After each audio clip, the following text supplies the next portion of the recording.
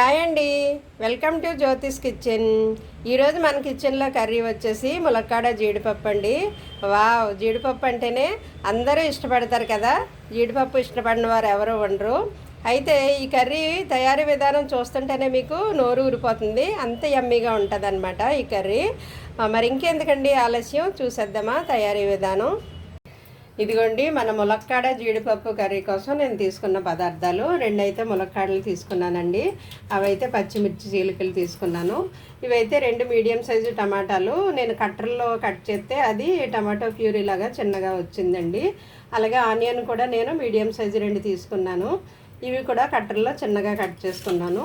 ఇది కొత్తిమీర తరుగు, కరివేపాకు తరుగు అనమాట. ఇదిగోండి మన మెయిన్ ఇంగ్రీడియంట్. నేను జీడిపప్పు నానబెట్టి ఉంచానండి. ఓకేనా, ఇవి నేను తీసుకున్న పదార్థాలు. అయితే ఇందులోకి మసాలా వేయాలండి. మసాలాకి నేను 1 స్పూను గసగసాలు తీసుకున్నానండి. ఇదైతే వెల్లుల్లి, ఇది చిన్న కొబ్బరి ముక్క, ఇవి కొద్దిగా నానబెట్టిన జీడిపప్పులు అనమాట. ఇది 1 చెక్క, 1 యాలక్కాయ, 2 లవంగ మొగ్గలు. చూసారా, ఇగో ఇవి ఈ మసాలా మెయిన్ అనమాట దీంట్లోకి టేస్ట్కి. ఇది మెయిన్ ఇంగ్రీడియంట్, ఎందుకంటే దాని టేస్ట్ని ఇదే మనకి ఇస్తుంది అనమాట.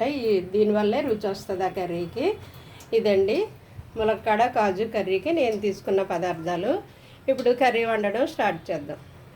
ఇదిగోండి, నేను స్టవ్ ఆన్ చేసి కడాయి పెట్టుకున్నాను, ఆయిల్ వేస్తున్నాను. దీనికి కొంచెం ఆయిల్ ఎక్కువే పడుతుందండి మరి రుచి కోసం, అందువల్ల నేను 2 స్పూన్లు ఫుల్గా వేసాను.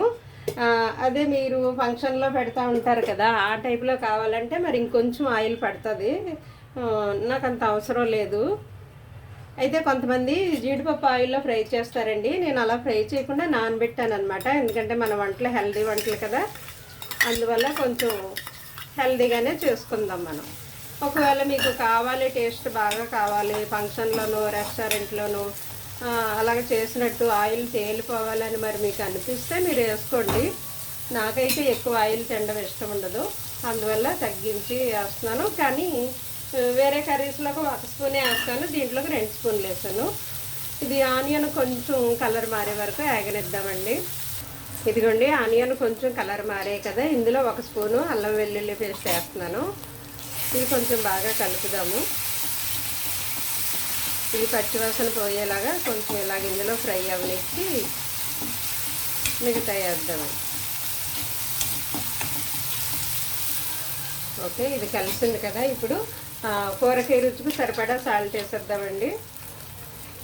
చూసుకుని వేయండి, ఎందుకంటే ఇందులో మనము టమాటా ఓన్లీ వేస్తాము, చింతపండు వేయము, మసాలా వేస్తాము, అందువల్ల ఉప్పు ఎక్కువ పట్టదు. పసుపు వేస్తున్నాను.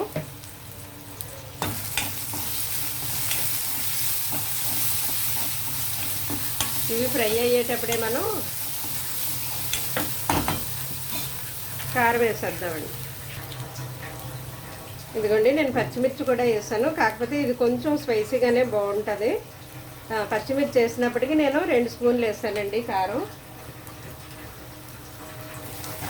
కొంచెం మసాలా గ్రేవీ స్పైసీగా బాగుంటుంది కదా, చప్పగా బాగోదు.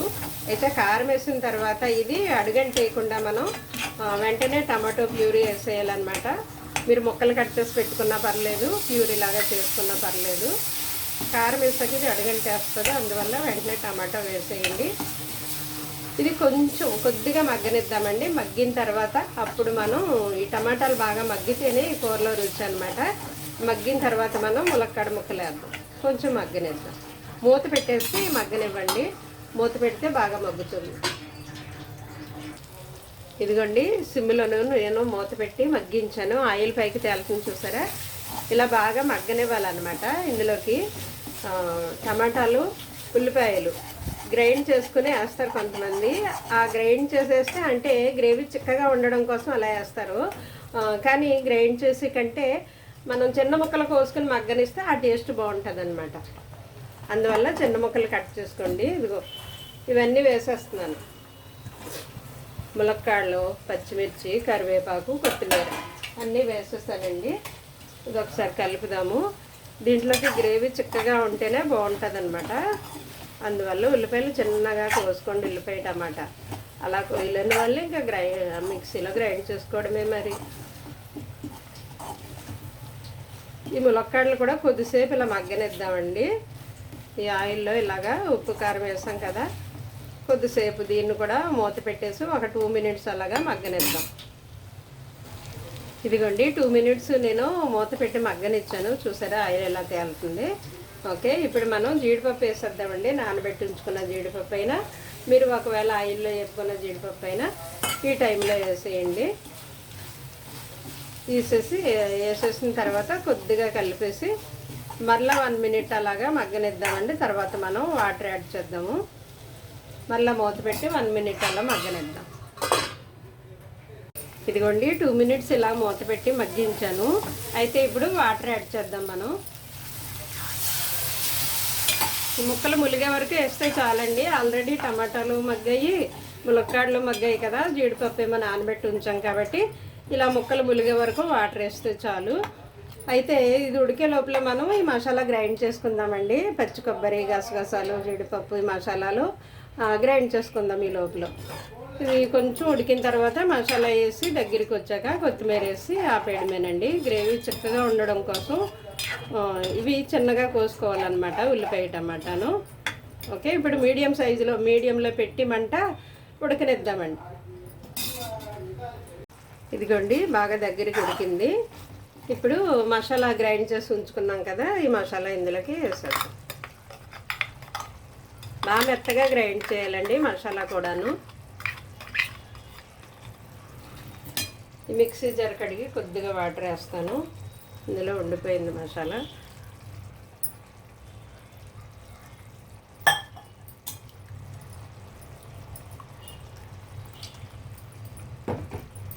ఇప్పుడు మసాలా అంతా బాగా కలిపి మరలా ఒక 2 నిమిషాలు ఉడకనివ్వాలండి. ఈ మసాలా అంతా కూరకు బాగా పట్టి గ్రేవీ దగ్గరికి వచ్చే వరకు 2 మినిట్స్ అలాగా సిమ్లో లేదా మీడియంలో ఉడకనివ్వండి. హైలో పెట్టొద్దు, మసాలా వేసాం కాబట్టి అడుగంటేస్తుంది చక్కగా అయిపోయి. అందువల్ల మీడియంలో ఉంచండి. ఇంకా దీంట్లో జీరా ధనియా పౌడరు, వేరే గరం మసాలా ఇంకేం అక్కర్లేదండి.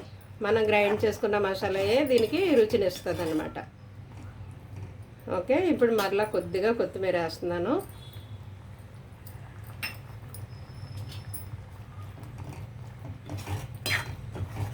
ఇలాగా ఒక 2 మినిట్స్ మగ్గనిద్దామండి. మసాలా ఫ్లేవర్ అంతా దీనికి పడుతుంది.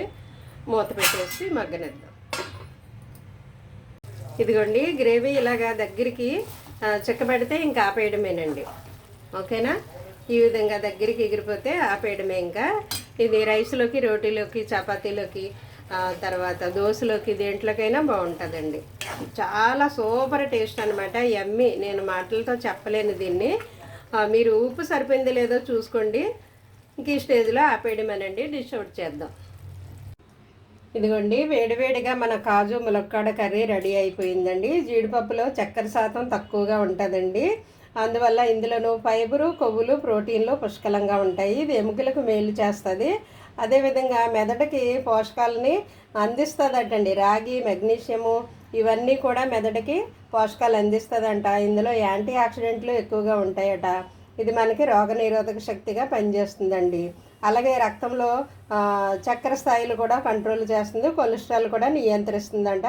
కొలెస్ట్రాల్ నియంత్రించే స్టెరిక్ ఆమ్లము ఇందులో ఉంటుందటండి జీడిపప్పులోను. మెగ్నీషియం కూడా పుష్కలంగా ఉంటుందట. ఒమేగా ఫ్యాటీ 3 ఆమ్లాలు కూడా ఇందులో కూడా ఎక్కువగా ఉంటాయటండి. ఇందులో మరి ప్రోటీన్స్, ఒమేగా ఫ్యాటీ 3 ఇవన్నీ ఎక్కువగా ఉంటాయి. జీడిపప్పు ములక్కాడలో కూడా మనం పోషకాలు తెలుసుకున్నాం కదండి. ఇదివరకు చాలా వీడియోల్లో మనం ములక్కాడ గురించి పోషకాలు తెలుసుకున్నాము. కాబట్టి మరిన్ని మంచి మంచి హెల్దీ వీడియోస్ కోసం మీరు జ్యోతిష్ కిచెన్ సబ్స్క్రైబ్ చేయండి. Thank you.